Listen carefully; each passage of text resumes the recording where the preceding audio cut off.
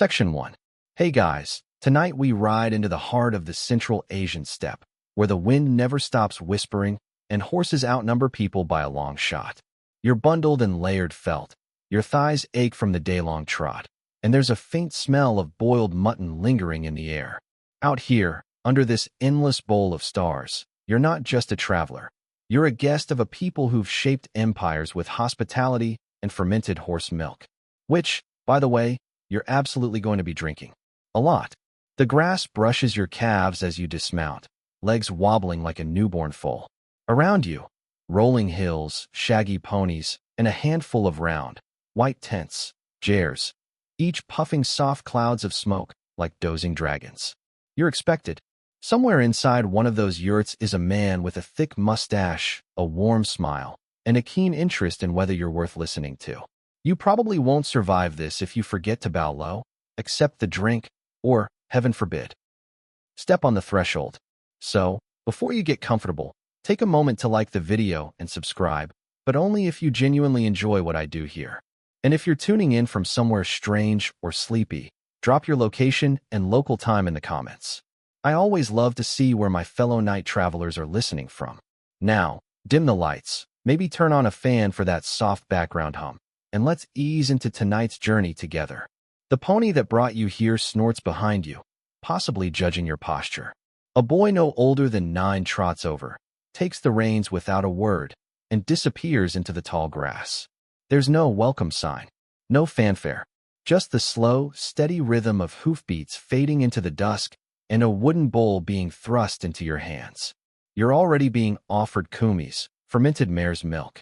It's foamy, slightly fizzy, and smells alive.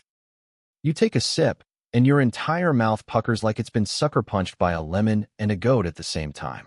Your host grins, watching your expression the way one watches a horse test a new rider. The air inside the yurt is warmer than expected, thick with the scent of burning dung and butter tea.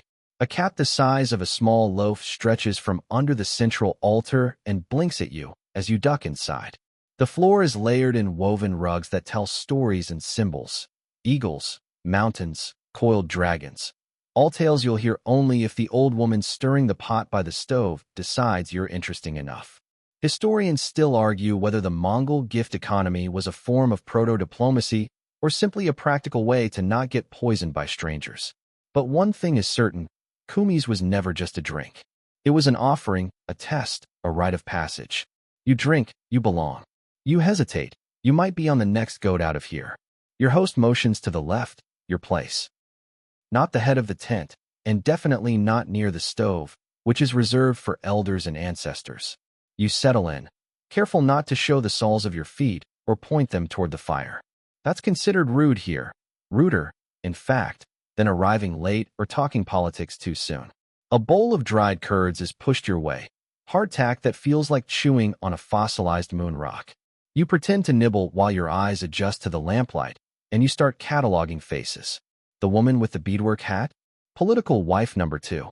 The man polishing his thumbnail with a dagger? Probably not the entertainment. The conversation flows like a low stream, murmurs, grunts, and the occasional clink of jewelry. Someone belches loudly. This is not an insult. It's a compliment to the cook. You tuck that lesson away. There's something almost dreamlike about this place. The thick felt walls breathe softly with the wind, and somewhere outside, a horse neighs like it just heard gossip.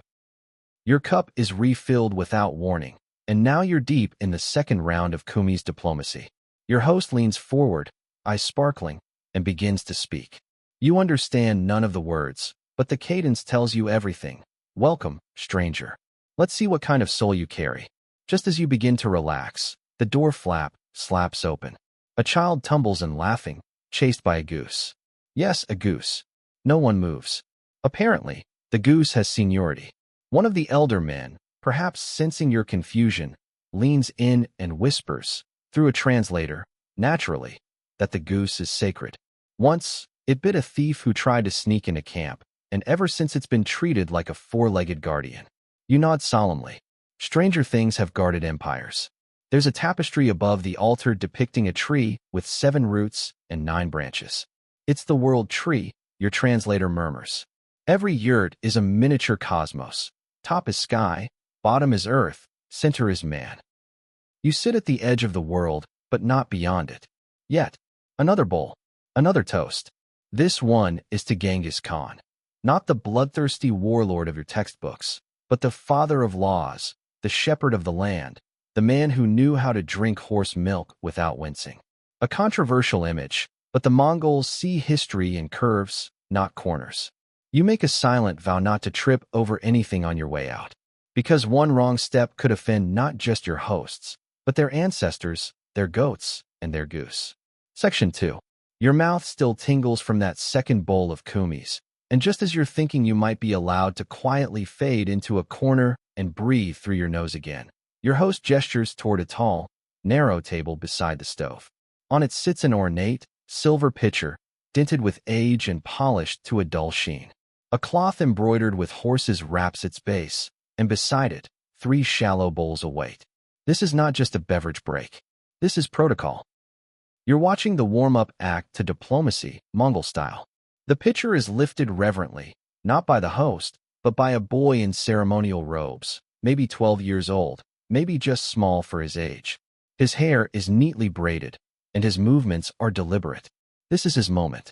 With theatrical slowness, he pours the kumis into each bowl, letting the foam settle before topping it off. One for the sky, one for the earth, and one for you. You bow. You try not to spill it. You fail. A drop hits your thumb, and you panic. Did you just offend the sky god or someone's great-grandmother? But the old woman across from you laughs, a dry, wheezing chuckle, and mimes licking her own hand. You follow suit. Crisis averted. The first sip is still jarring. Sharp, yeasty, vaguely electric. It's not quite like anything you've had. If sour beer and yogurt had a mildly rebellious child, this would be it. But you hold the bowl correctly, both hands underneath, fingers visible, no thumbs inside. That's important. It shows you're not hiding anything. Thumbs in the bowl. That's for thieves and cowards. Historians still argue whether this careful choreography around kumis was meant to placate spirits or intimidate visitors. Probably both. But in this moment, it's clear, this is the gateway to everything. Until you drink and are seen drinking, you're not real here. You're just a puff of foreign wind. Your host raises his own bowl and begins to speak. His words are slow, sonorous, and absolutely unintelligible to you. But the tone is unmistakable. He's telling a story, maybe about an ancestor, maybe about how the kumis came from his own prized mare, the one that only drinks from a silver trough and once kicked a wolf in the face. A translator sits nearby, slumped like a cat in a patch of warmth, and after a long pause, he lifts his head. He says his mare has a white heart and dreams of lightning. Well then, good to know. As you sip again, your tongue getting slightly more tolerant, you notice a rhythm. With each bowl, the conversation loosens. Laughter bubbles. Someone nudges someone else with a foot. The air thickens not just with steam, but with possibility. This is the Mongol version of a conference room. And the drink? The agenda. Everything begins with the kumis, agreements, apologies, proposals of marriage, even declarations of war. It's not just about offering it, but about how you receive it, how quickly you drink, how your face reacts. You are being evaluated with every swallow. And you, my friend, have just winced. Again, there's a joke being passed around now, and you can tell it's at your expense, but lovingly so. Your host slaps his thigh, wipes tears from his eyes, and grins at you with all the intensity of a man who once convinced a Chinese ambassador to drink 3 pints of this stuff, and then ride a yak backward. The boy refills your bowl, this time adding a garnish of dried mare's milk curds. It's a textural nightmare. You chew slowly, as though polite chewing might prevent you from actually tasting it. Spoiler, it won't. Suddenly, the tent quiets. A man enters, tall and broad-shouldered, with a fur-lined vest and boots crusted in dust. He carries no weapon, but his presence is louder than thunder. You don't need a translator to know this is someone important, possibly terrifying. He doesn't sit. He accepts a bowl, drinks it in one gulp, and says one word. Everyone chuckles nervously. The translator leans over and mutters, "He said your beard is like a frightened rat." It's not the worst thing someone said about you. You smile. The tall man's eyes crinkle. And just like that, you pass another invisible test. Humor, even at your own expense, is currency. The rest of the night stretches like the steppe itself, wide, quiet, and full of things just outside your understanding. The drinking continues, not in excess, but in ritual. You begin to realize that diplomacy here isn't about negotiations in the way you know them. It's not about concessions or signatures. It's about showing who you are without showing off. A dog enters the tent. No one moves. It circles you, sniffs your foot, and promptly curls up against your leg. You're told this is a good sign. Unless it pees. Then you're cursed. Everyone watches for a tense moment. Then the dog sighs and falls asleep. The entire tent relaxes. You've made it past the second bowl, maybe even the third. The stars outside are shifting, but you're not leaving yet. There's still one more toast before the night turns toward heavier matters. Your host lifts a fresh bowl and sings softly into it. The words are old, untranslatable, but your translator tries. For the wind that rides with us. For the milk that binds us. For the horses who never lie. You raise your own bowl. It doesn't matter that it sloshes a bit. You've survived round 1. The game of kumis has begun. Section 3. The warmth of the kumis hums in your chest like a small, agreeable fire. Your face feels a little too large for your skull, your limbs just floppy enough to suggest relaxation or early surrender. You're still seated properly, still holding your bowl the right way, but the rules are starting to layer like the skins of an onion, each stickier and more specific than the last. A tap on your shoulder, a subtle nod from the host. It's time to go inside. Not just inside the yurt this time, you're already there. No, this is the real inside, the inner circle, the social center of gravity. You shuffle a few steps forward, careful not to step over or on anything. The Mongolian gur may look like a cozy felt cupcake from the outside, but within, it's a blueprint of cosmic order, and you are a temporary atom being tested for compatibility. You're now seated closer to the stove, closer to the flame, literally and metaphorically. It's warmer here. Smells stronger too. You catch hints of boiled fat, scorched milk, and the faint singe of herbs. You're expected to notice them. Everything in this space has meaning. Everything is deliberate. To your right sits a young woman, possibly a daughter, possibly a second wife, possibly just someone who beat you to the warmest spot. She hands you a carved wooden spoon and a shallow bowl filled with what looks like soup, but smells like courage. You take a bite. It's mutton and organ meat boiled until soft enough to suck through a straw. Your teeth find something gelatinous. You smile politely, chew firmly, and try not to think too hard about what part of the sheep just kissed your molars. No one talks politics yet. That would be premature. First, you must navigate the etiquette minefield of the gur. Here's a fast fact. Mongolian yurts, or jairs, are always oriented the same way. The door faces south. That's not just feng shui flair. It's tradition. It allows sunlight to light the interior evenly through the day and keeps the wind from barging in like an uninvited uncle. The gair's interior is divided like a ceremonial pie chart. Men on the west, women on the east, guests near the door and less invited further in. The northern section? That's sacred, reserved for ancestral spirits, honored guests, or a very sleepy cat. You glance up, and sure enough, that loaf-sized feline is now curled beneath a shrine of silver cups and a woven tapestry depicting a blue wolf with stars for eyes.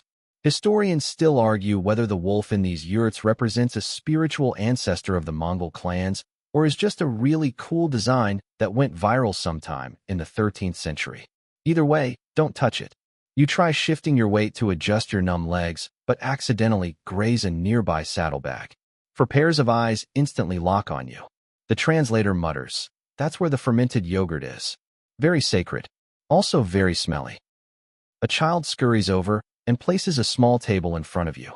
On it, dried cheese cubes, harder than ambition, clotted cream, a dish of fermented millet, and a knife made from horn.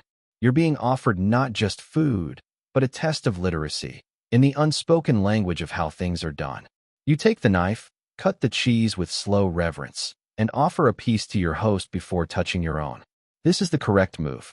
You're rewarded with a chuckle from the man with the dagger thumb habit. He seems slightly less likely to poison you now. A sudden gust outside makes the felt walls tremble. A draft snakes through the roof hole, the tonneau, and tickles the back of your neck. Someone adjusts the central smoke flap with a long pole, and the fire pops in response, as if irritated. The woman beside you says something softly. The translator leans in. She says the fire hears everything, and you should speak gently. Oh, right. The stove isn't just a stove. It's the heart of the gur. Literally and spiritually. Insult it with loud voices, bad posture, or spilled kumis, and you risk unbalancing the very harmony of the household. No pressure. Your host leans forward again. His eyes gleam in the firelight. He begins a tale, this time gesturing toward the painted wolf tapestry. The story twists and curls like smoke. A blue wolf, a dear bride, a sacred mountain, and a child born under 2 moons. It's a creation myth, a clan origin, and possibly a metaphor for taxes, all delivered in a voice that makes the hair on your arms stand at attention. The translator pauses often, struggling to convey the poetry.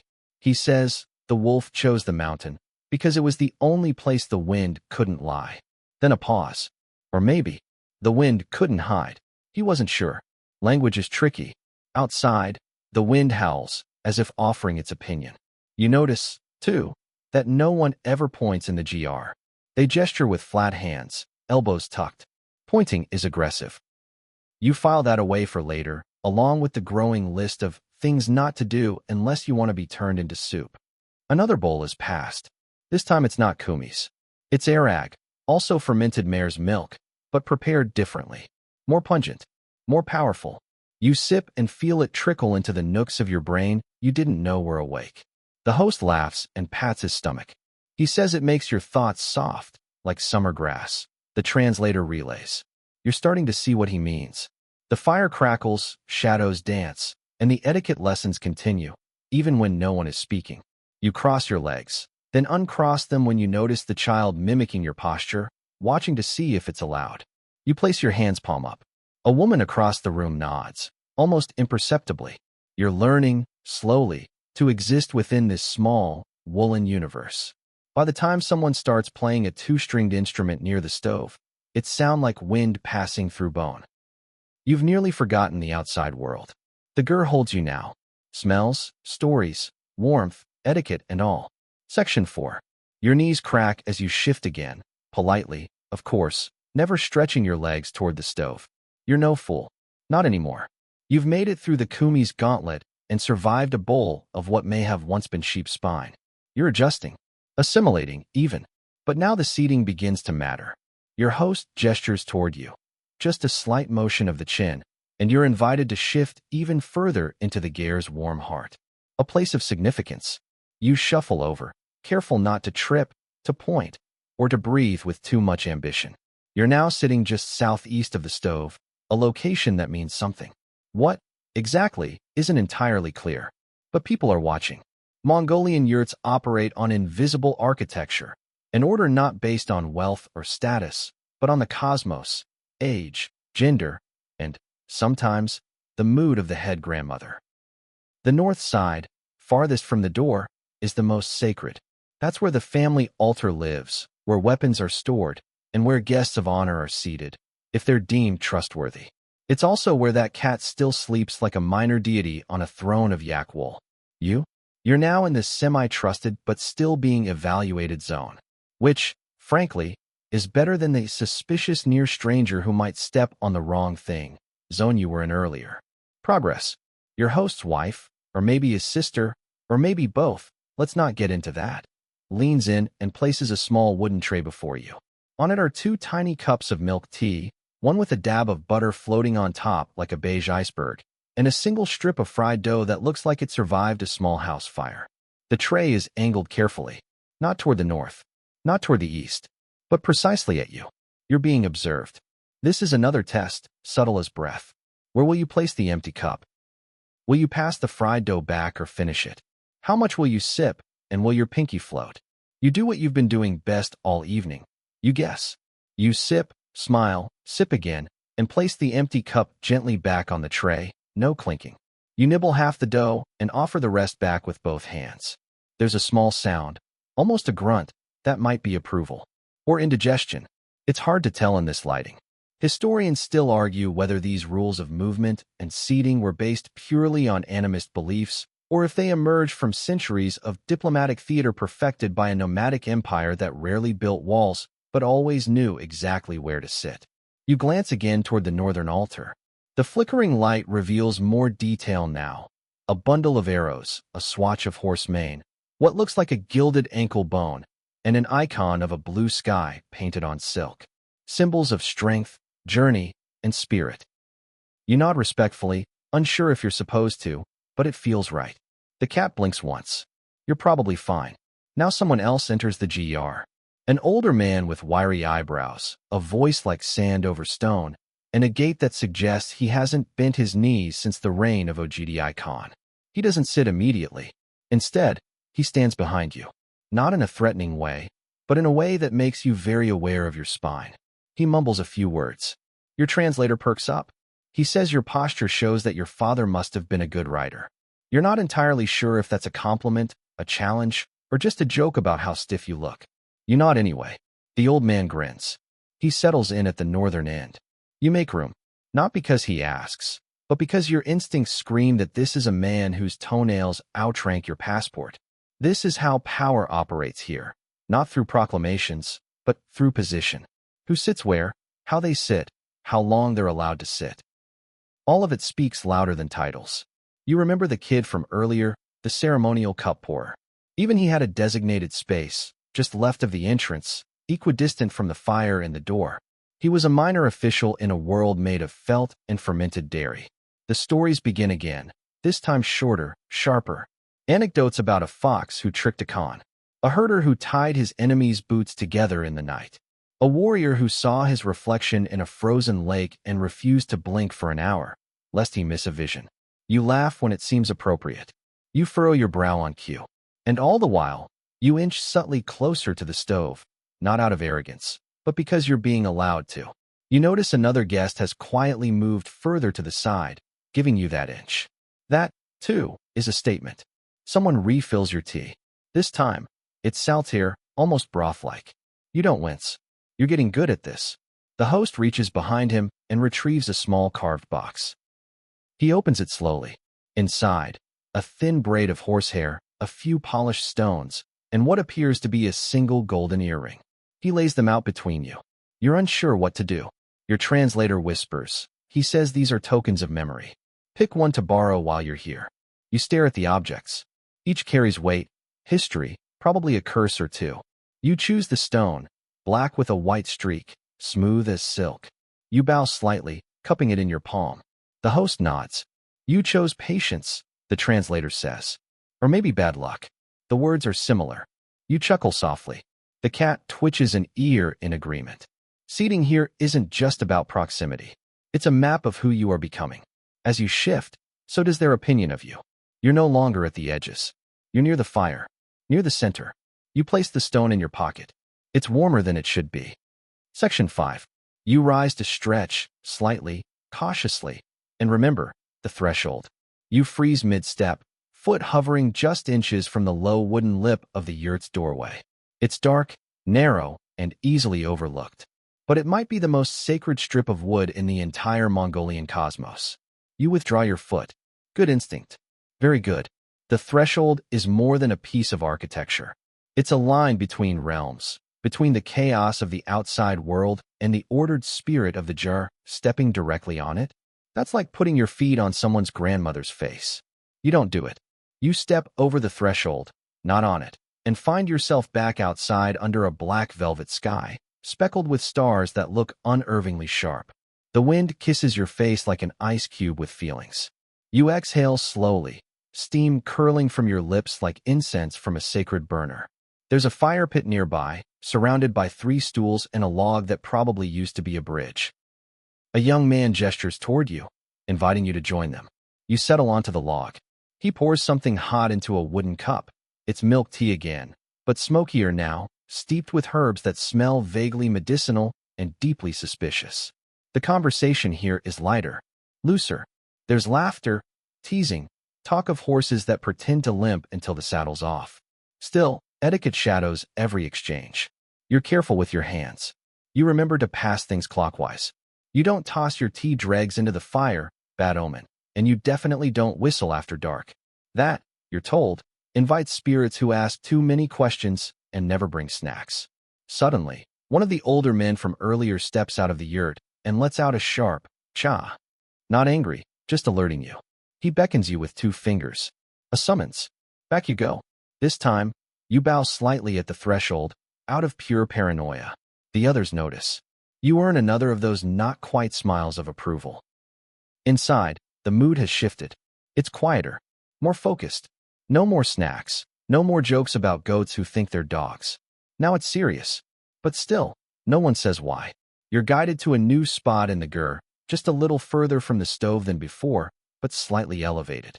A cushion, a gesture, an implication. Now, etiquette becomes ritual. A man brings in a bundle wrapped in blue silk, kadog, the ceremonial scarf used in offerings. He unfolds it with reverence, revealing a small, flat stone, a tuft of white horsehair, and what looks like a carved bone ring. These are tokens, and they're not just for show. You are offered the scarf. You accept it with both hands, careful not to let the ends drag on the ground. You bow, not deep, but with intent, and return it with one end folded to the left. Your translator mutters, "That means peace and curiosity." Had you folded right, it would mean suspicion and digestion. You don't ask about the digestion part. You just nod wisely. Someone refills the silver bowl with kumis. Again, it's passed to you. Again, but this time, you're instructed to spill a few drops into the fire before sipping. An offering. You do so carefully, and the flames hiss like they're offering commentary. Possibly applause. Possibly judgment. Now the stories begin. Not bedtime tales, but coded histories. Moments of war cloaked in metaphors about foxes and frostbite. A tale of 2 clans whose horses mingled during a sandstorm and created a bloodline both proud and awkward. Another about a yurt that collapsed during a wedding and cursed every soup served afterward. You laugh at the right places. You hum softly when others do. You are no longer just the outsider. You're the outsider who tries. Then, just as you're settling in, it happens. You sneeze. Not once. 3 times. Time freezes. The fire cracks just a little too loud. Everyone stops. A woman gasps. The host leans forward. The translator whispers, "That's very unlucky." For them. You blink. They believe, he continues slowly, that sneezes are tiny souls trying to leave the body or enter it. No one's sure. Depends on the direction of the wind. Outside, a breeze slips under the roof hole and dances across your scalp. Someone mutters a prayer. The cat growls softly. You offer an apologetic smile and say, "It was the Airag." Your translator frowns. They don't joke about sneezes. You swallow the rest of your words and reach for your bowl. This time, you drink with purpose. Redemption lies at the bottom. The host claps. The room exhales. Someone throws a salt crystal into the stove. All is balanced again.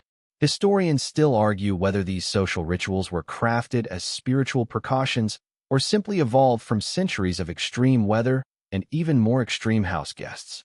But here, now, you're living proof that rules, especially the weird ones, are what hold the steps together. A bell chimes. Softly.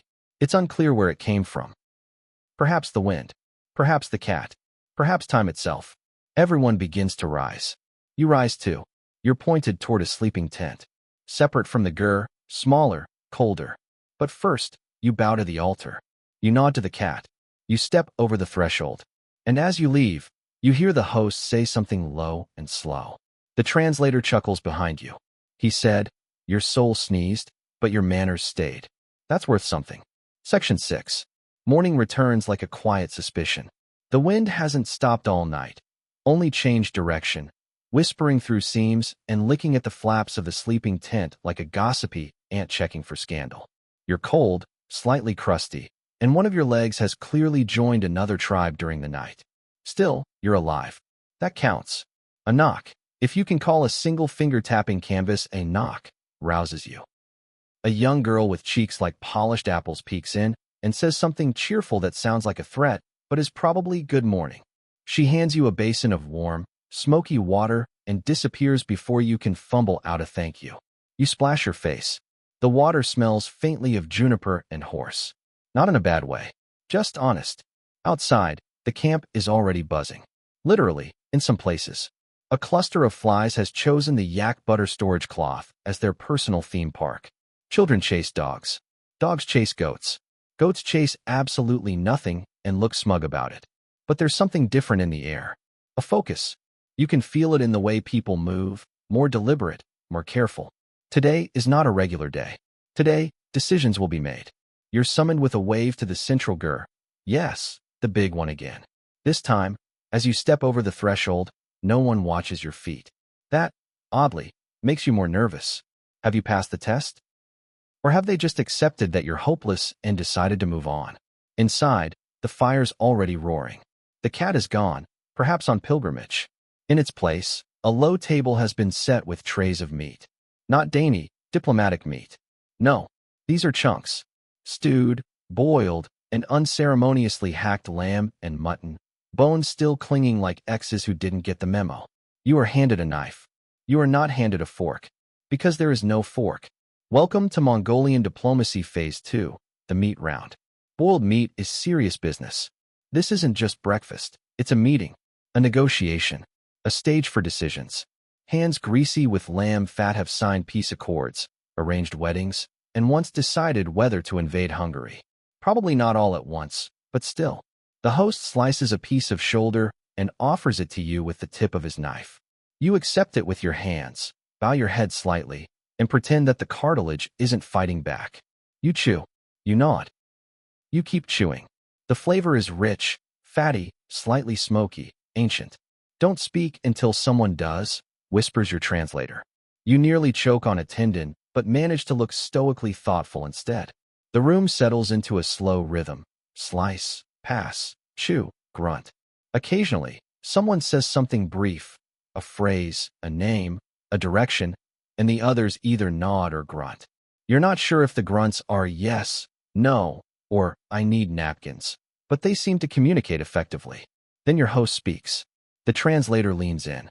He asks what your people do with the hearts of animals. You blink. The hearts. A long pause. You glance at the tray. There's a heart there, next to a curled rib and what might be an aggressively coiled intestine.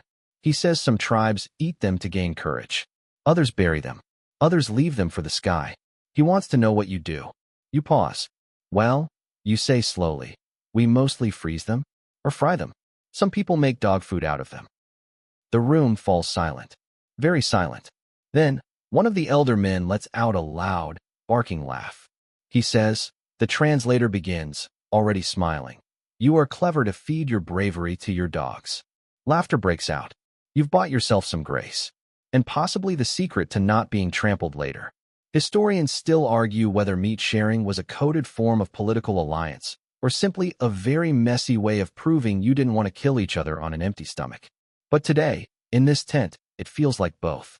Another round of meat, this time from the haunch. You're instructed to cut your own piece. You select a modest chunk, not too fatty, not too lean. Just enough to show you're participating without trying to out-eat your host. It's a delicate art, like karaoke or tax avoidance. As the tray's empty, the host leans in again. He gestures toward a dark corner of the GR. A figure emerges. A woman in rich, deep blue robes, her hair braided with bone beads and what looks suspiciously like pearls. She carries a shallow wooden bowl filled with something. It jiggles. This is the whisper round. You're handed the bowl. It contains a custard-colored jelly, dotted with what might be fruit or might be pickled root. You nod as though this was expected. You take a spoon. Blessedly, there is a spoon, and dip it carefully. It's tangy, cold, slightly sweet, and definitely fermented. You pretend to savor it. The host watches, then nods. He says, the translator offers, that in some valleys, this dish is only served before a new alliance. Oh, now people start to speak more freely. A map is produced, crudely drawn, but clear. Symbols mark grazing lands, river bends, pastures shared by neighboring clans. Your host points to a few circles. These, says the translator, are the places he's willing to share, if your people are respectful. You blink. My people could be anyone. But you nod. The negotiations don't look like negotiations. They look like small talk. Jokes. Refilled tea. But every laugh hides a line in the sand. And then, dessert. A plate of curdled milk candies. Rock hard, tongue-drying, chalky little grenades of dairy. You take one. You nibble. You nearly lose a tooth. The host smiles. You smile. mutual pain, a bonding experience. And just like that, the meeting ends. No signatures, no handshakes, just a long exhale and a final bowl of hot, salty tea. A man rubs his belly. A child burps. A goat bleats in the distance like it's deeply unimpressed. You've just survived a meat meeting. Congratulations. You may now stand and possibly lie down in a shady spot for a few hours. But don't forget to bow to the stove on your way out. That heart you didn't eat is still watching. Section 7. You've barely made it 10 paces from the gur, still wiping a smear of something unidentifiable off your chin, when a boy no taller than your elbow appears beside you with a bowl. Not just any bowl, but a gleaming silver one, carefully cradled in both hands like it holds the answers to several diplomatic riddles and maybe one family curse. He says nothing, just stares. You take the bowl. It's light, empty, polished so thoroughly that you can see the distorted reflection of your own confused expression. Around the rim are small carvings, clouds, deer, a pair of wolves chasing a single star. Not just decorative, symbolic. This is no snack delivery. It's a message. The translator, who has reappeared like a desert spirit with a nose for confusion, murmurs, "This is the singing bowl of intentions." You pass it around and speak. But you do not speak plainly. Oh good. You're ushered into another tent. Smaller than the gur, darker too, lined with thick layers of wool that mute the wind outside. Inside, about a dozen people seated in a circle, legs folded, eyes half-lidded in what looks like either deep reflection or a very long, culturally sanctioned nap. The bowl is passed to an old man with eyebrows like feather dusters. He lifts it to his lips and speaks into it. Not loudly, not clearly, just enough for the words to swirl around the interior like smoke. Then he passes it to the next person, who does the same. No one explains the rules. You wait your turn, sweating slightly, the translator silent now, either out of respect or sheer panic. When the bowl reaches you, your hands are damp. You lift it, tilt your head respectfully, and whisper the first thing that comes to mind. I follow the trail of dust that horses leave behind. Everyone nods, slowly. One man smiles. A woman snorts. The translator later tells you. That could mean you respect their ways. Or that you eat their leftovers. Either way, bold choice. The singing bowl isn't about declarations. It's about hints, symbols, phrases that reveal who you are without revealing too much. And as it turns out, this entire ceremony is the Mongolian version of reading someone's vibe. Historians still argue whether this tradition began with shamanic rituals or was a coded intelligence practice born during the empire's peak. Either way, everyone here seems fluent in poetic ambiguity except you. The bowl moves on, and so does the conversation, wordless, yet dense. Occasionally, someone clears their throat, or flicks a finger against their boot, or glances meaningfully toward the ceiling. All of it counts. Every twitch is an adjective. Every silence, a paragraph. You sit and listen. At some point, your brain starts to float. Not from the heat, though there is that. And not from the fermented things still staging a coup in your stomach. No, it's the rhythm. The bowl moves like a heartbeat. The voices, even whispering, from a low lull. You feel like you're drifting underwater, eavesdropping on whales. Then comes a new sound. Music, a stringed instrument, more in Kur, the horsehead fiddle, is being tuned in the corner. Its neck ends in a carved horse's head, ears alert, mane flowing. The player is a young woman with wrists like reeds and eyes that could probably spot a lie at 50 paces. She begins to play. The notes are long, low, haunting. Not melodies in the traditional sense, but soundscapes, like the voice of wind over ice, like the feeling of being watched by the moon. You exhale without realizing you were holding your breath. The singing bowl sits still now. Its journey is paused. The music has taken over. And now comes the second half of the ritual, the truth songs. Your translator leans in. Each family, each clan, has a song. Passed down, not sung directly. Played. If you know how to listen, you'll hear the message. The tune shifts. A new phrase repeats.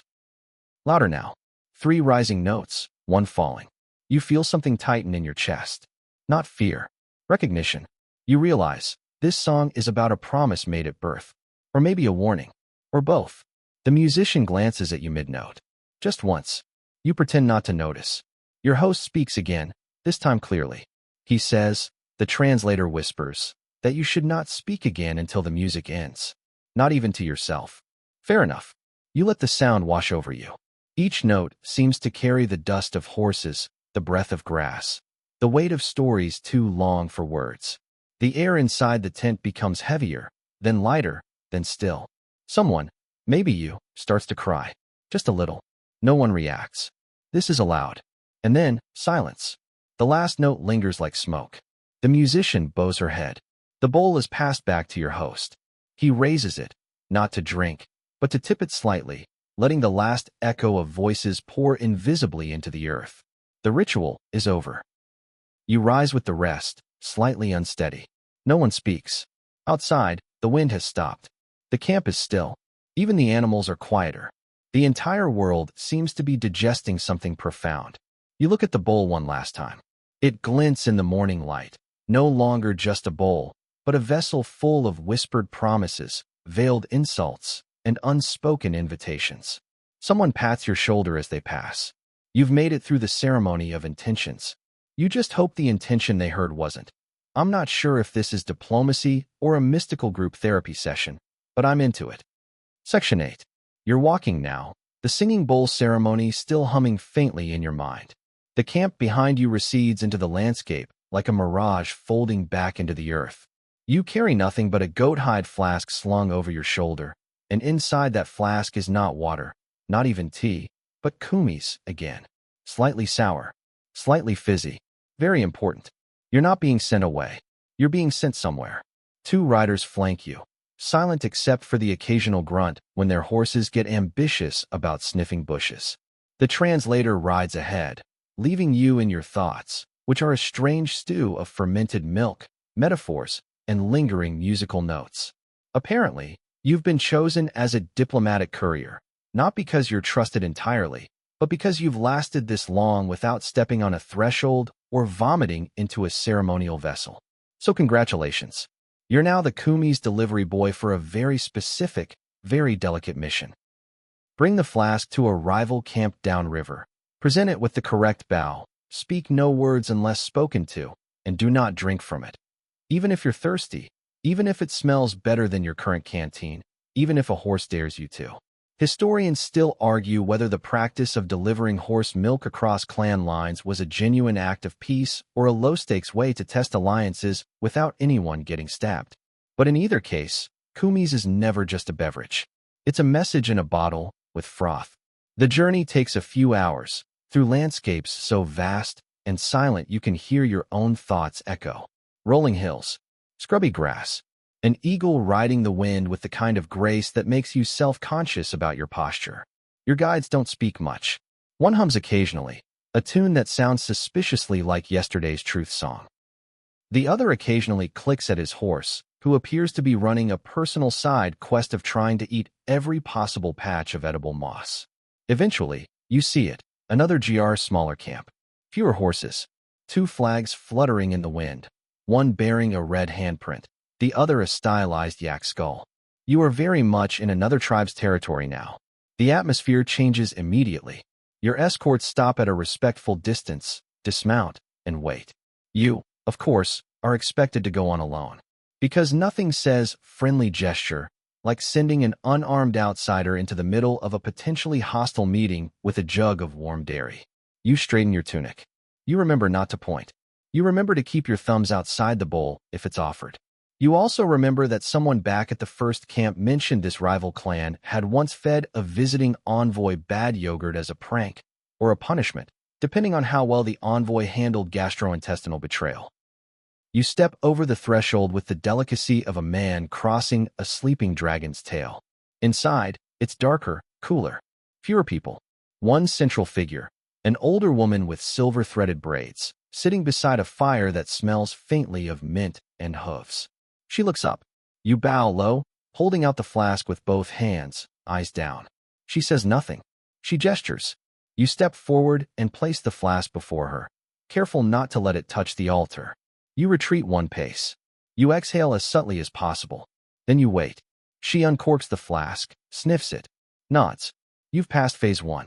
She pours a small amount into a bowl, swirls it, then offers it to a young man sitting beside her, Probably her son, possibly her bodyguard, maybe just a guy with a very symmetrical face.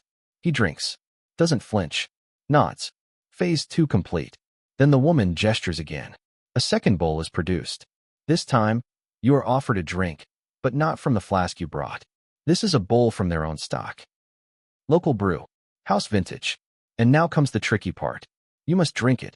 Because refusing someone else's kumis is like refusing their handshake, their grandmother, and their dog all at once. You lift the bowl. You sip. It's thicker, stronger, slightly more alcoholic. Your stomach performs a cautious pirouette. But you do not gag. You do not wince. You let the flavor roll over your tongue like you've done this your whole life. The woman watches, then smiles. This is not just a taste test. It's a performance. They've accepted your gift, and now they're testing your stomach, your manners, and your willingness to engage on their terms. And somewhere in this exchange, diplomacy happens.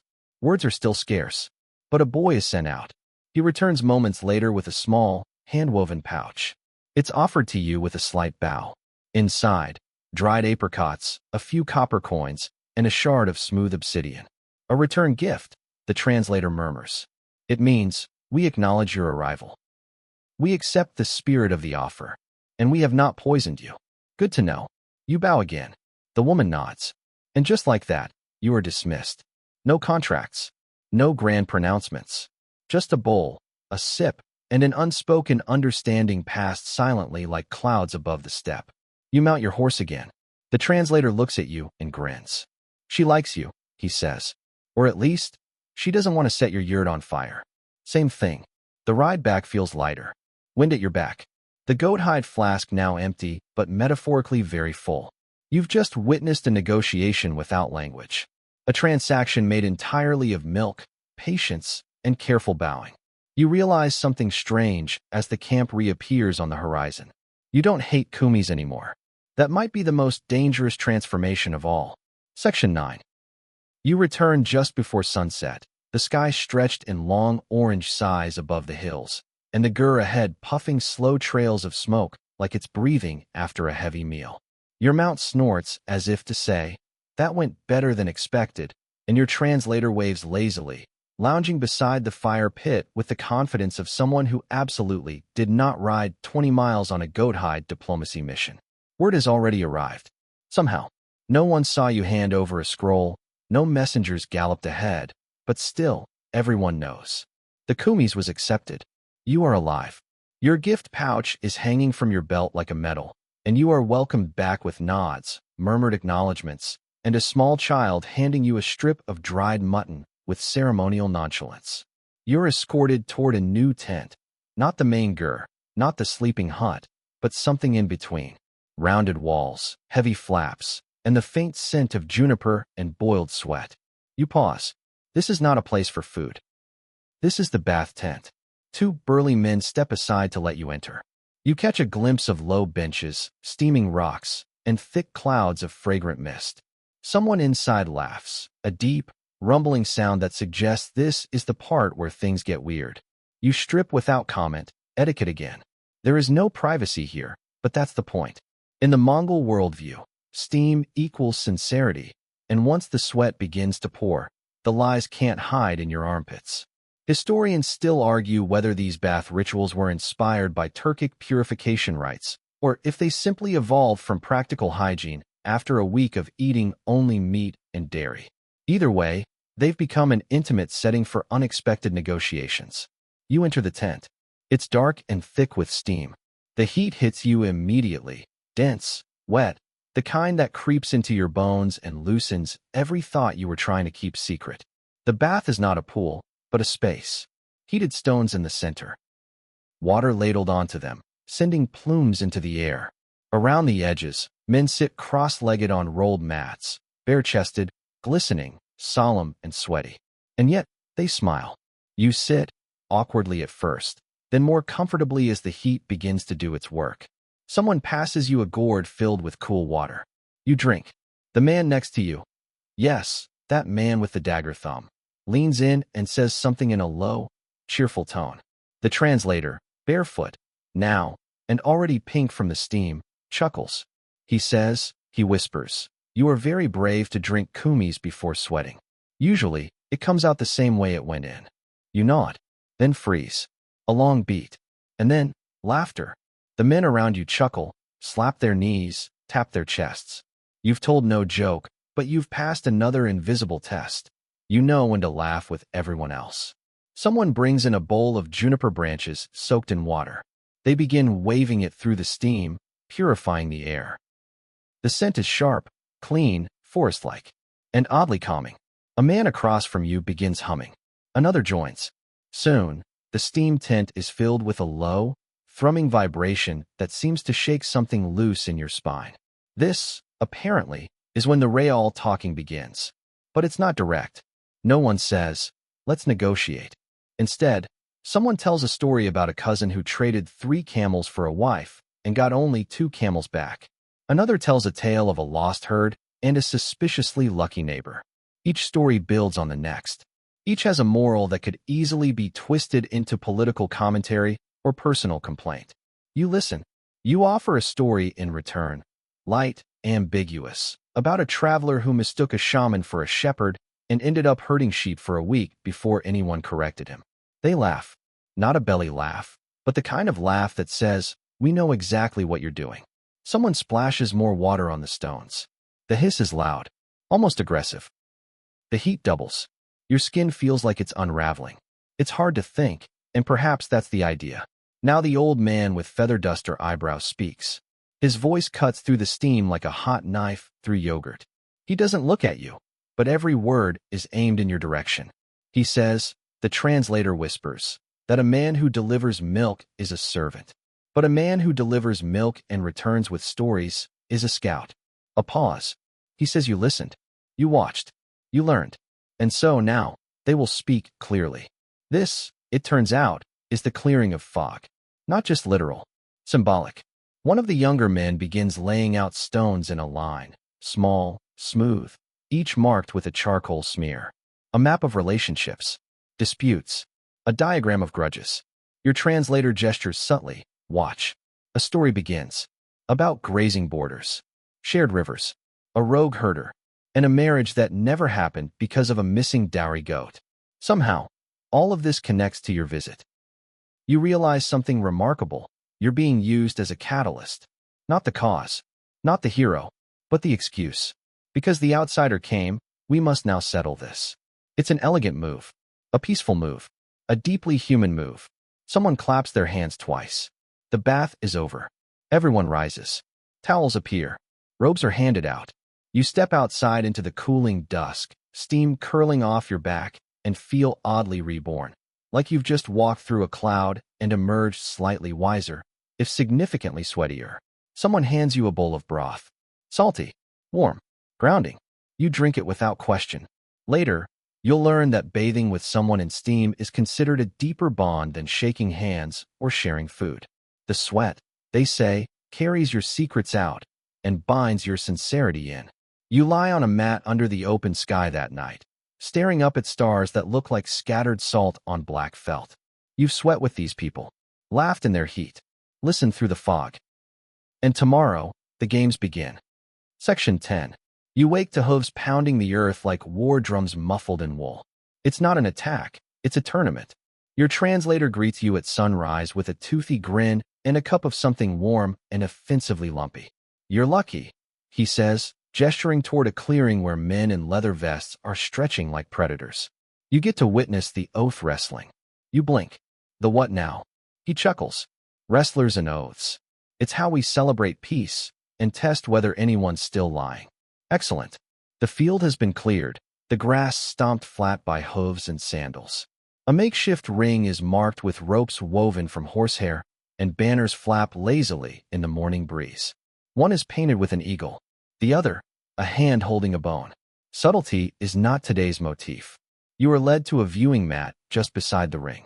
Not quite front row, not quite out of the way. A seat of courtesy, of respect without responsibility. The contestants gather. Broad shoulders, barrel chests, and expressions that suggest they've either never heard a joke or don't think yours are very good. Their leather vests hang open, decorated with ornate embroidery and the occasional tooth from something that probably didn't go quietly. Wrestling, here, is more than sport. It's symbolic argument. Each match is a metaphor, a reenactment, a story told in grips, grunts, and spectacular throws. The opening ceremony begins with a slow circle around the ring, arms stretched like eagle wings. This is the Devek, or eagle dance, performed by every wrestler to honor their strength, their ancestors, and maybe to psyche out their opponents. Some make it graceful. Some stomp like they're trying to wake up the underworld. All are deadly serious. Historians still debate the origins of this ritual. Some claim it echoes sky worship from ancient Mongol animism. Others say it started when someone tried to intimidate their opponent by flapping too close. Either way, it's majestic in the weirdest way. The first match begins with no signal, just a lunge. Two men collide like buffalo, gripping at each other's belts and elbows, their feet shuffling, digging for leverage. There's no striking, no choking, no submission holds. Victory is simple. Make your opponent's back touch the earth. Not a shoulder, not a hip. The back. The sacred line between sky and soil. Your translator leans in. Every wrestler chooses a witness before he fights.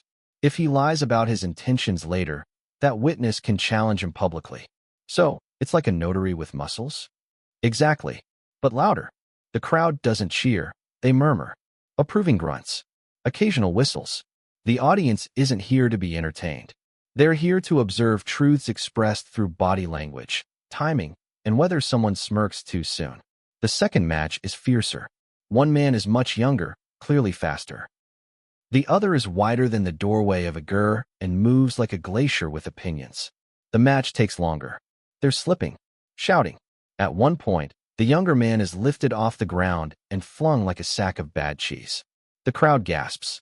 That's the first full reaction you've seen. When the victor raises both arms, no one claps. They nod. Approval here is as quiet as suspicion is loud. Now comes the final bout. And your host is standing. Not him, his son. A man you haven't spoken to yet. Mid-30s. Eyes like sharpened flint. He steps into the ring without ceremony and selects his opponent by pointing with his chin. Across the ring, the old rival camp's envoy, the one with the symmetrical face and zero visible emotions, does the same. Your translator lets out a low whistle. That wasn't planned. Good or bad. Depends how hard they hit the earth. The match is brutal. Not flashy. Not graceful. Just intense. Grit on grit. Each man digs deep into centuries of learned movement. Belt grips become essays. Shoves become punctuation. A near fall elicits a collective breath from the crowd, so synchronized it could be a choir. No words. Just watching. Suddenly, a shift. A mistake. The rival slips. Barely, but it's enough. Your host's son pivots, twists, and plants the man flat on his back. Not hard. Not cruelly. Just decisively. The ring explodes, not in noise, but in motion. Men rush in to lift the fighters. The loser bows. The victor kneels. Someone begins chanting. You don't understand the words, but the meaning is clear. The oath has been honored.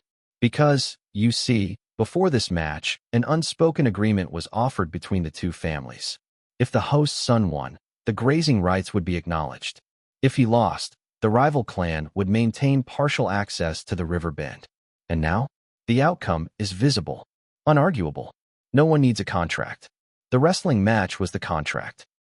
You're handed a bowl of Airag to toast the event. You drink this one freely. It tastes better now, somehow. You're starting to see the logic of it all. In a world with no courts, no pens, and a very low tolerance for paper, truth must be performed. Enacted. Wrestled. Your translator raises his bowl to you. You fought no one, he says, but you survived the ring. I think I just witnessed a land dispute get suplexed. He laughs. Exactly. And now we feast. Because after the dust settles, after the backs touch the ground, the next ritual begins. The fire, the meat, the bones. And, of course, the games of chance. But we'll get to those after your legs stop trembling. Section 11. The sun dips low, casting long shadows that stretch like lazy dragons across the steppe. You've barely digested the wrestling match, both symbolically and emotionally, when you're swept into the next orbit of Mongol diplomacy, evening games and fireside boasts. The gur behind you glows soft amber, lit from within like the belly of some patient animal. Ahead, a circle is forming. Not a ritual this time. Something rowdier, looser, still important. Horsebone dice are brought out, 3 of them, smooth and carved from the leg bones of a former champion stallion. Or at least that's what the boy handing them to you whispers with a wink. One die has faces marked with animals, another with clan sigils, the third with cryptic notches that no one explains. It's not clear if these are numbers or warnings. You sit cross-legged next to your translator, who is already grinning like a man preparing to lose coins on purpose just to see someone else curse in poetry.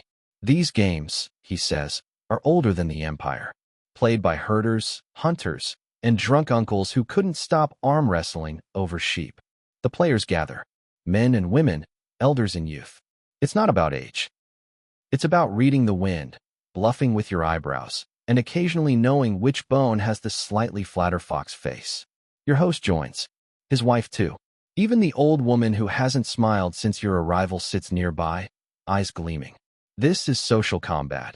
Yes, but flavored with humor, strategy, and just enough superstition to make it feel like fate has skin in the game. The rules are never explained to you. You're expected to learn by losing, which you do, repeatedly. You roll the animal die. Fox, horse, horse. Good, bad. Your translator tilts his head. It means you are cunning but predictable. Someone cackles. The dagger thumb man throws a piece of dried cheese at you. You're not sure if it's insult or initiation. The next round, you roll a snake, a cloud, and what might be a stylized cabbage. This earns a round of dramatic gasps. The host taps his chest. The woman beside him sighs theatrically. Your translator leans in. They say you've called the dice of echoes. You may now ask a single question. You blink. About what? He shrugs. Life. Fate. Horses. Whatever matters. You hesitate. Then, with equal parts bravery and exhaustion, you ask, will I ever understand what's happening? He translates. The circle goes still, then erupts in laughter. The host slaps the ground. Someone nearly spills their Airag. Even the sternest elder chuckles through his nose. It's a win. Because the question doesn't matter. It's the asking, the humility, the willingness to risk looking foolish in order to belong. You're learning that the evening fire isn't just for warmth. It's for testing identity in softer ways, through games, teasing, storytelling. It's the diplomatic after-party, where true intentions rise like smoke and are gently blown into the stars. Now the stories begin. Not formal myths or structured parables, just casual tales tossed into the flames like seasoning. A herder who claimed his sheep were haunted. A girl who raced a falcon and won. A man who fell asleep inside a marmot hole and dreamed he was a river. Each story comes with a laugh, a moral, or a suspicious glance. And behind each one, a message, maybe even a warning. You offer one too, about getting lost in a supermarket as a child and following the wrong woman for half an hour. You frame it carefully. A tale of mistaken identity, of humility, of trust placed too quickly. It lands well. They nod. They get it. Your translator whispers. He says you were not wrong to follow. Only early. You're not sure what that means, but you like it. The dice return to you. You roll. Snake, goat, storm. Everyone hums. The woman with the braided pearls leans over and murmurs something. She says, your translator grins, that you should sleep lightly tonight. The goat has dreams. Excellent. Now a new game begins. Truth or dare, Mongol style. Except here, the truths are metaphors, and the dares are usually. Drink more, sing, or name your favorite ancestor and explain why without crying. A young man sings first. A deep, throaty tune that spirals into the sky like a prayer wrapped in laughter. Then another follows with a verse about a horse who chose its own master. The line between joke and confession gets fuzzier with each voice. You're asked to sing. You panic, but you hum. Low, soft, something wordless. You think of the horsehead fiddle's sorrow, the breeze across your sleeping mat. A lullaby no one taught you. They listen. They nod. Later, your host tells a tale about a river that changed its course after 2 lovers quarreled nearby. His voice is slow, eyes on the fire. The flames dance in his pupils. The translator whispers. He says the river never apologized, but the valley grew around it anyway. Silence follows. Not heavy, just full. You look around. The people, the fire, the stars now stitching their quiet story overhead. You realize these games, these songs, these horsebone dice. None of it is trivial. It's all diplomacy, soft power, shared time. Because once you've laughed with someone, tricked them with a roll of the dice, and heard them sing about a goat's prophetic dreams, you can't just declare war the next day. You're bound now, not by paper, but by play. And that might be the most brilliant tactic of all. Section 12. The stars are high now, uncountable, cold, and almost too clear. The steppe doesn't sleep so much as shift into a lower gear. You lie on a felt mat, the aftertaste of fermented cheese still clinging to your molars, and try to make peace with the fact that your pillow is filled with something that might be hay or possibly regret. You're close to the main gur, but not within it. This is intentional. You've earned the right to linger nearby, like a campfire ember that hasn't quite gone out. And as the camp settles, as the last of the horsebone dice are tucked away, and someone starts humming again under their breath, the night watch begins. There are no guards in uniform, no torches or passwords, just shadows in motion. Figures who seem to know when to stand still and when to melt into the grass. One passes by your tent without looking in. Another squats nearby, quietly gnawing on a stick that you hope is food and not a talisman against whatever lives in the tall grass. Your translator lies beside you, snoring like a distant avalanche. You envy him until you hear a cough, low, deliberate, too close. You freeze, then sit up. There, sitting on a log near the fire pit, is an old man with one eye. You hadn't seen him during the day. Perhaps he didn't want to be seen. He wears a tattered cloak, and his beard reaches nearly to his belt. He's not imposing, but he vibrates with that dangerous calm you've seen in retired boxers and widowed chefs. He beckons. You go. He doesn't offer a name, just a seat and a shallow bowl of something brown and pulpy. You don't ask. You drink. It tastes like roots, ash, and something that might be time. He nods. Then he talks. Not loudly, not clearly, but with purpose. Your translator, now awake and groggy, appears like a summoned sprite, rubbing his face. He listens, then whispers, "This one is not a shaman. But people say he has forgotten less than most remember." Excellent. The old man tells stories. Not the kind you're meant to laugh at. The kind that make your skin itch. He speaks of betrayals and windstorms, bribes hidden in cheese skins, and deals struck while pretending to chase wolves. He talks about a yurt that was moved 1 inch every night to fool a rival clan's watchman. He talks about bones buried under fire pits, so the dead would hear every secret told above. He's not talking to you. He's talking through you. You will leave, says your translator, half whispering. He knows this, so he gives you stories instead of warnings. They last longer. You nod. The fire flickers, and for a moment, the old man looks like part of the landscape, eroded, weather-beaten, inevitable. Then he changes the subject. He talks of one-eyed horses, used in war because they don't panic when chaos approaches from their blind side. He says the greatest warriors train with them, ride them, even adopt their blindness, cover one eye during duels to mimic their mount's vision. He chuckles. He says, the translator murmurs, "You do well with one. Your vision is already unbalanced." Thanks. A breeze picks up, and the old man stands. You blink, and he's already walking into the dark, a gust of felt and stories. You're left at the fire, alone now, digesting more than just curd and meat. What was that? A warning? A lesson? A trick? Before you can decide, the fire pops, and someone else sits down beside you. The dagger-thumb man. He says nothing for a while, just stares at the fire. Then, slowly, he opens a leather pouch and drops something into your lap. It's a small loaf of bread. Inside it, tucked between folds like a smuggled letter, is a smooth, carved token. A symbol you saw earlier, etched on one of the dice, the goat with the spiral eye. Your translator appears again, looking paler than usual. He starts, "This is not a threat." Always a comforting way to begin. It's a sign, a signal. You impress someone tonight. Someone who thinks you're useful. Someone who may want an alliance. You glance down at the token, the goat with the spiral eye. Supposedly, it sees not just forward, but backward. Memory, rumor, inheritance, dangerous knowledge. You look up. The dagger-thumb man is gone. Your translator sighs. You'll need to return that before dawn. Or accept it. What happens if I accept it? You get a friend. Or an obligation. Possibly both. And if I return it? You get to sleep tonight. You sit for a long moment, token in hand, bread untouched. The camp around you snores, grumbles, sighs. The horses shuffle at the edge of hearing. The moon stares like it knows your inbox is full. Eventually, you tuck the token back into the bread and set it by the fire. You'll decide in the morning. But tonight, you've learned the most Mongolian lesson of all.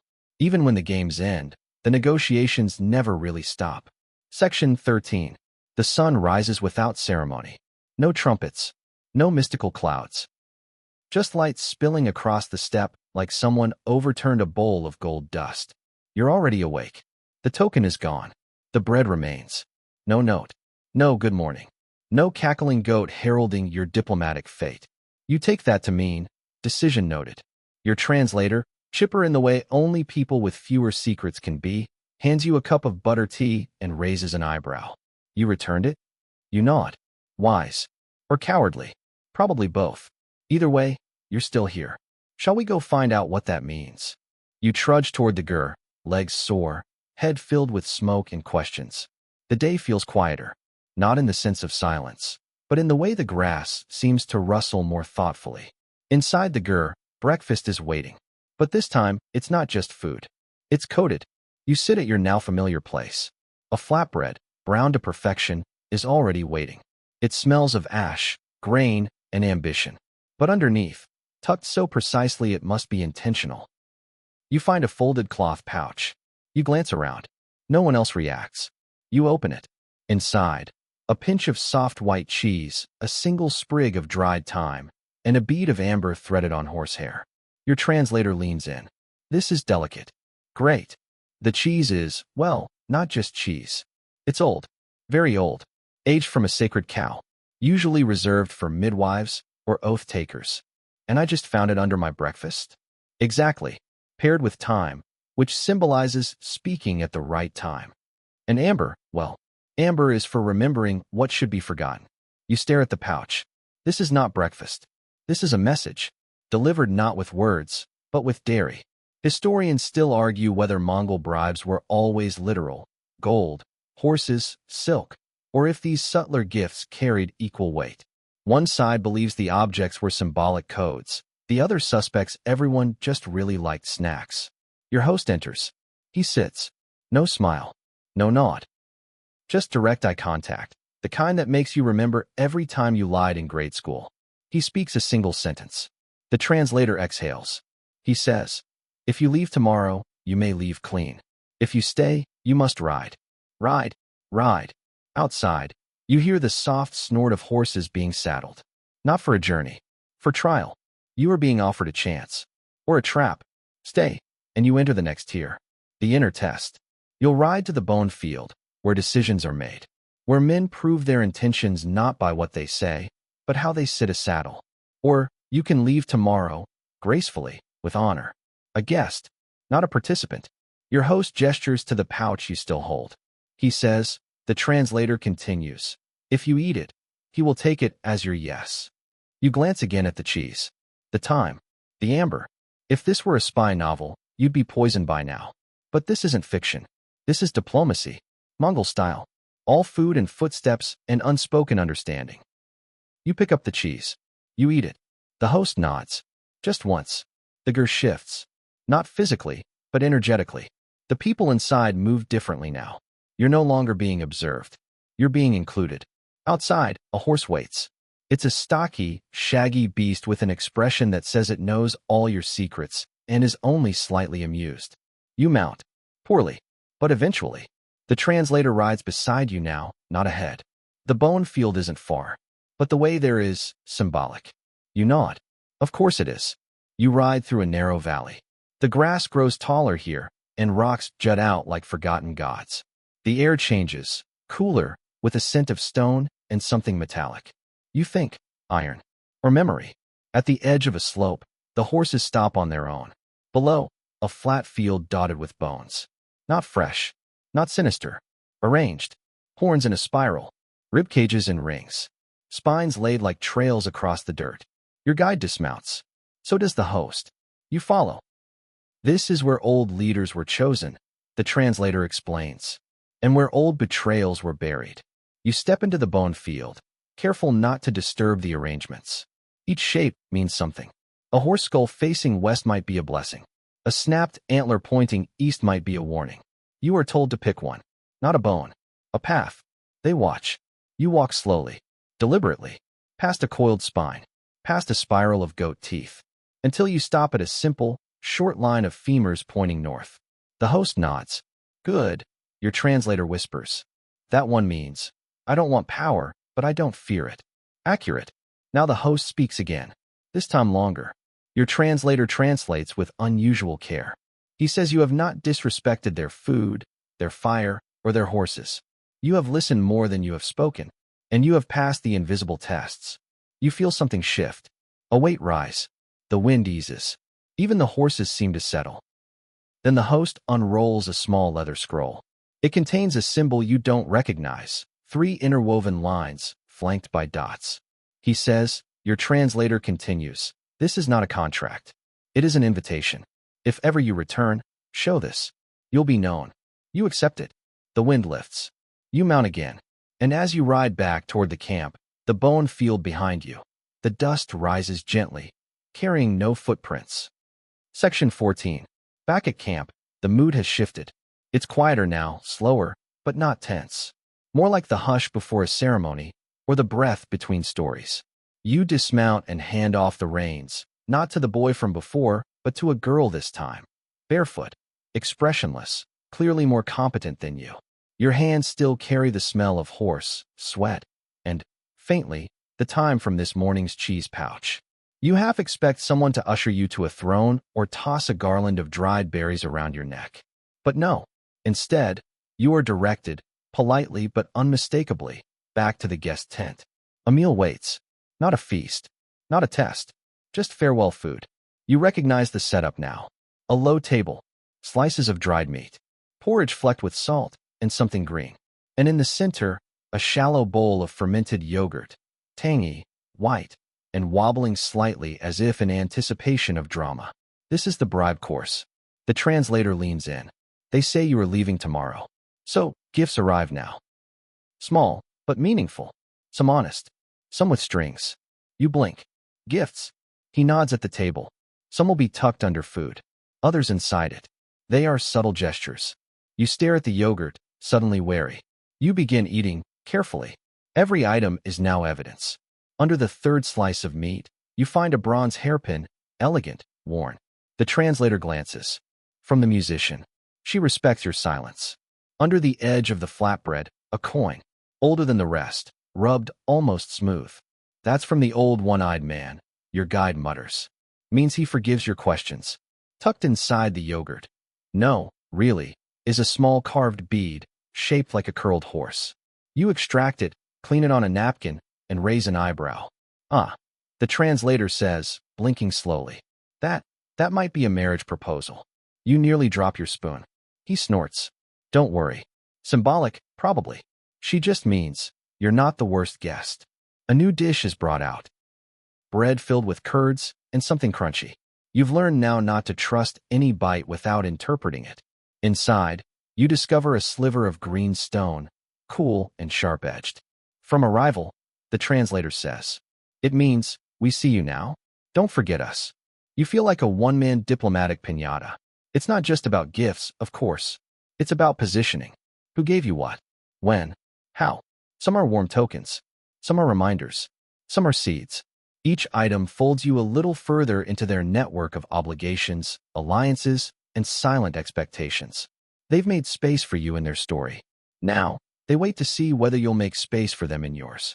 As you sip the final bowl of tea, lukewarm, thick with butter, you feel someone step behind you. It's the host's wife. She places her hand on your shoulder. Just once. Lightly. Then she sets down a folded piece of cloth. Inside, a single horsehair, braided. Your translator doesn't explain. He doesn't need to. This isn't a bribe. It's not even a gift. It's a recognition. A thread of kinship, offered quietly. You wrap it carefully. No words. Just nod. Later, as you pack, the tokens are laid out like puzzle pieces. Beads, coins, stones. A hairpin. A horse. And the scroll with the 3 interwoven lines. Each one a message. Each one a footprint. But there's more. Before you zip the bag shut, the translator drops something inside, a folded note, written in his own hand. For when you're back among your people, he says. When they ask you what happened, you open it, scrawled in uneven script. Tell them you drank milk and didn't die, that you were offered silence and answered with stillness, that you didn't step on the threshold. You look at him. He shrugs. It's a good summary. You sleep early that night, knowing dawn will come quick. But in your dreams, the yogurt bribes grow arms and try to whisper secrets. You politely decline. Section 15. The sky before dawn is gray. Not dramatic, not poetic, just the soft, indifferent gray of the world gently waking up. A bird cries somewhere, the kind of high, lonely call that only happens when no one else is listening. You rise before the camp stirs. It feels right. This is a departure best done with minimum ceremony and maximum care. Your translator waits by the horses, already packed, his cloak draped loosely over one shoulder like he's just stepped out of a story and hasn't decided whether to go back in. He hands you a pouch of dried milk curds and salted fat wrapped in cloth. Travel food, he says. Harder than iron. Keeps longer than most treaties. You take it with a nod. You've learned by now that gifts given at departure aren't just for sustenance. They're a kind of signature, a quiet stamp of approval. At the edge of camp, a small cluster of people gathers. Not everyone, just the ones who matter most. The musician, the dagger-thumb man, the host's wife. Even the boy who first took your horse, his face solemn now like he's passing judgment with his eyes. Then your host steps forward. No speech, no long goodbye. He simply offers you a package wrapped in felt and sinew. Inside, a carved horn cup and a folded strip of cured leather marked with those same 3 interwoven lines you saw on the scroll. He says, your translator murmurs, this is your passport now. Not for cities. For camps, clans, places where paper means nothing, but stories travel faster than wind. You tuck it into your saddlebag. Then, the host hands you a flask of kumis. Of course. Final gesture. The translator explains. It is both blessing and test. You carry it back. You decide who drinks it. You mount your horse. The ride back is quiet. Your guide hums occasionally, soft, repetitive. A tune that might mean nothing or everything. The sun rises behind you, casting your shadow long and strange across the rolling steppe. Hours pass. The world unfolds again. Familiar hills, river bends, distant herds moving like stitched embroidery across the horizon. You pass another camp at a distance. A boy waves. You don't wave back, but you nod. That's the new you now, subtle, felt-lined, diplomatically mysterious. Eventually, the original camp appears on the horizon. Smoke curling, chairs gleaming in the noon light like ancient moons. You're home, if that word still fits. They greet you with calm curiosity. You dismount, hand over the reins. Offer the flask to your original host with both hands, head slightly bowed. He takes it, uncorks it, sniffs, nods. He says, your translator tells you, this is good milk. Good story. No bitterness. You're ushered inside for one final meal. It's simple. Flatbread, fresh butter, boiled tea. Comfort food. There are no games tonight. No storytelling. Just presence. You sit quietly, observing, absorbing, knowing that this is the last fire under this roof, for now. The cat reappears. It sits on your mat without asking. A clear sign that your soul is finally in the correct position. Later, as the camp dims and the jars go quiet one by one, you sit alone outside. The stars rise, just as sharp and infinite as before. But now, they feel closer. Your translator joins you, holding a cup. One last thing, he says, sipping. The host asked me to tell you. If you want to return, bring no gifts. Just the cup. Just the stories. That's enough. You smile. You've survived fermented diplomacy, wrestled with meanings, slept near goats, made peace with warm yogurt and suspicious thresholds. And as the wind sighs across the grass like a final exhale, you realize you came as a stranger, but you're leaving as someone they might talk about. And that's more permanent than most names carved in stone. Section 16. The next morning arrives gently, with no fanfare, just golden light pooling at the edges of the gur and the soft murmur of horses outside shaking the dust from their manes. You rise slowly. Not because you're tired, but because this is the kind of morning that makes you want to linger in every motion. One last breath. One last crackle of the fire. One last glance at the smoke hole above, where the sky stares down like a patient parent. Your things are packed. Your host does not offer to help, but he does watch. That's enough. The cup is wrapped in felt and tucked safely inside your bag. The token leather with the interwoven lines now sits in a pouch beside your chest, where you can feel its weight as you ride. Outside, your horse waits. Not the same one. This one is slightly taller, slightly more temperamental, and, according to the boy adjusting the bridle, slightly smarter than you. Seems fair. You mount. Easily this time.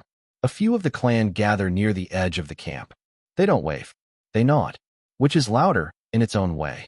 The translator hands you a water skin, a dried cheese wedge that could probably be used to build walls, and a final whisper. They say, "Don't forget us when the wind changes." You promise nothing, because here, promises are rarely spoken. They're acted, lived.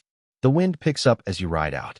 Not fierce, just insistent, like it wants to tug at your memory and remind you that you're leaving with more than what you brought. Because you are. You're leaving with tokens tucked in pouches and stories carved into the soft places behind your ribs. You carry the rhythm of hooves, the sour tingle of kumis, the sting of salty cheese, the fire-warm silence of the bathhouse, and the faint sound of a horsehead fiddle echoing in the back of your mind. And as you crest the last hill, just before the camp disappears from view, you turn in the saddle, just for a moment. They're still there. Or maybe not. Maybe they've already folded the jares. Already moved on. It doesn't matter. You ride on, knowing now that hospitality is memory in physical form. That a bowl passed without words can carry more weight than a king's signature. That fermented horse milk can say, "I trust you. I'm watching you. And I'll haunt your grandchildren if you betray me." All in the same sip. You've learned how to sit near the fire without asking too many questions. How to drink before you speak. How to step over thresholds, literal and metaphorical. And you understand now that in this land of endless sky, of meat and melody, the quietest gestures echo the longest. So you ride, tasting dust, hearing the wind hum low like a lullaby, and letting the rhythm of hoofbeats carry you out of one story, and maybe into the start of another. Word count, 1,071. Wind down, approximate, 300 words. And now, as your journey fades into memory, you let the last images settle like sand in the bottom of a silver bowl. The taste of milk you learned to appreciate. The fire you circled but never quite touched. The faces, the silence, the gestures too small to explain, but too large to forget. Let them drift around you now. Like smoke from a warm gur on a cold morning. Like hoofbeats dissolving into soft grass. Like the echo of a truth song played for someone who dared to listen. You're not in the steppe anymore. You're here, in your bed, wherever that is. The ceiling above you might not be painted with horses, but maybe you'll see them anyway. The wind outside might carry only leaves or traffic or the hum of your fan, but maybe, just maybe, it remembers the stories too. Let your breath slow now. Let the campfire of memory burn low. There are no more riddles tonight. No more bowls to sip. No more seating positions to remember. Just the soft rhythm of your own heartbeat. And the gentle knowledge that, somewhere out there, a yurt flap still sways in the breeze. And someone, maybe, is pouring a bowl of kumis. And someone, maybe, still remembers your name. Close your eyes. You've done enough. You've learned the rules. You've carried the cup. You've ridden with the wind. Sleep well, night traveler. The steppe is quiet now. End of script. Sweet dreams.